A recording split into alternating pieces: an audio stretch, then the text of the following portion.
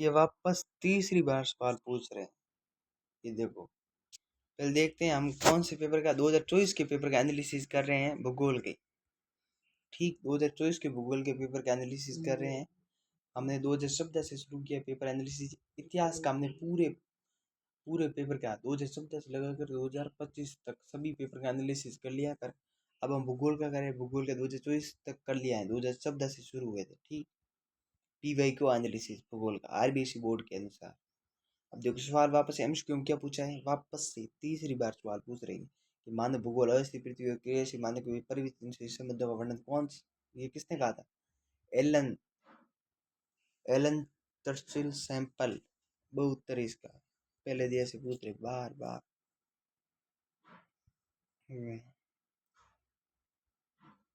इस प्रकार सवाल पूछ रहे, आप देख सकते हैं, ये देख सकते हो, इस प्रकार पूछ रहे हैं।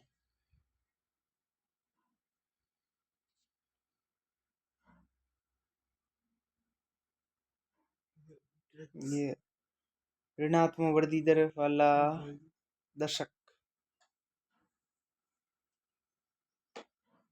ये देख सकते हो रिक्त स्थान में। ये देखो एक नंबर का क्वेश्चन, दूसरे पहले देश से वापस एक और क्वेश्चन आधे नंबर की नवनिश्चयवाद की संकल्पना किसने प्रस्तुत की? ये की थी ग्रिफिथ टेलर भाई साहब ने। ये भी वापस से पूछ रहे हैं। अब देखो, ये भौतिक भूगोल, भौतिक पर्यावरण का अध्ययन करता है, भौतिक भूगोल। ये भी वापस पहले देश, ये एक नंबर, वहां पर भी आधा नंबर, 1.5 नंबर हो गए इस दिया से पहले दिया से। ठीक, जीटीटी को रूपांतरित कर दिया गया डब्ल्यूटीओ। हेमेटाइट मैग्नेटाइट क्या है? द्विपार्श्विक व्यापार, मानव निर्मित। ये द्विपार्श्विक व्यापार ये दूसरी बार पूछ रहे सवाल। भी देखो, जल परिवहन तो देना अभी। अब देखो ये सवाल देखो कितना 1.5 नंबर का पूछा है।